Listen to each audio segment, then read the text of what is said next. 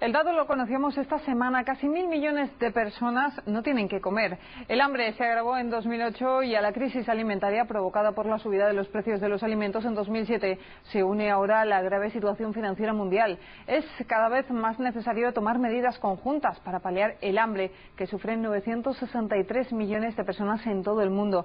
Medidas contra la pobreza, como las que propone la Fundación Ethos de México. Mauricio Rodas es su director general. Mauricio, bienvenido, buenas tardes. Muchas gracias por la invitación. Bueno, la cifra de pobres va en aumento y la verdad que muchos nos tememos que seguirá creciendo por culpa de la crisis, ¿verdad? Así es. Se calcula que en la actualidad existen aproximadamente 2.500 millones de personas en todo el mundo que viven en pobreza, entendida como aquella situación en la cual una persona vive con menos de $2 al día. 2.500 millones de personas representa más o menos el 40% de una población mundial que se calcula aproximadamente en 6.000 millones de personas.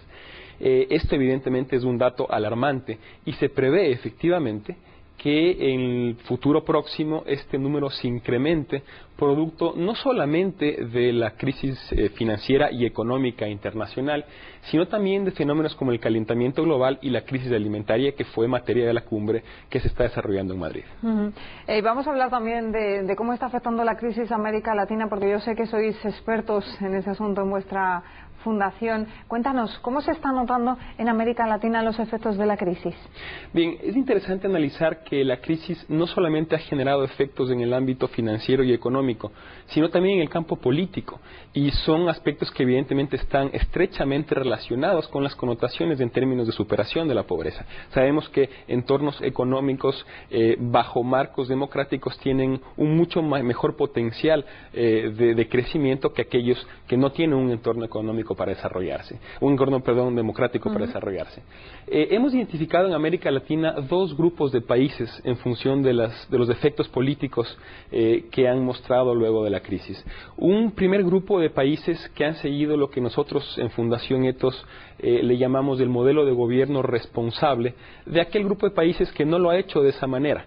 En el primer grupo podemos identificar a naciones como Chile, como México, Perú, Brasil, Colombia, en donde además de haber adoptado medidas técnicamente diseñadas para enfrentar esta difícil crisis, también se ha producido un ambiente de racionalidad política. Es decir, los principales actores han entendido la gravedad de las circunstancias y han dejado de lado, al menos de manera temporal y en buena parte de los casos, no en todos por cierto, posiciones personales para más bien contribuir a la búsqueda de soluciones a la grave problemática actual. Un ejemplo interesante, por ejemplo, es Chile. En ese país se aprobó por unanimidad, con el apoyo de todas las fuerzas políticas representadas en el Congreso, un presupuesto de carácter contracíclico, que sin duda será una herramienta efectiva para enfrentar los efectos de la crisis. En México también podemos señalar como ejemplo la aprobación de la reforma energética, misma que si bien no fue la ideal, de todas formas representó un avance en un tema en el que parecía absolutamente imposible aproximar posiciones desde hace mucho tiempo. Estos son ejemplos de cómo los actores políticos han dejado posiciones personales en función de aportar en la búsqueda de soluciones. Existe un segundo grupo de países en donde lamentablemente no ha ocurrido eso en América Latina, sino que por el contrario notamos un aprovechamiento político de la crisis con el objeto de afianzar modelos económicos radicales. Tal es el caso de países como Venezuela, como Ecuador, como Bolivia, en donde en lugar de tomarse medidas pragmáticas para enfrentar la crisis de manera técnica y efectiva, sus mandatarios se han dedicado a realizar una serie de declaraciones retóricas en contra del sistema capitalista con el objeto de afianzar el respaldo popular hacia sus modelos económicos.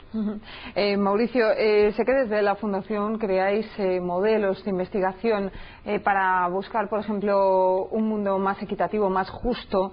En este caso, ¿qué es lo que estáis analizando con respecto a la crisis y las consecuencias que está teniendo en estos países? Así es. ¿Cómo enfocarlo? Nosotros, te mencionaba hace un momento, hemos diseñado el modelo de gobierno responsable como una lista de criterios que consideramos los regímenes deben seguir con el objeto de establecer condiciones de vida más idóneas para su población.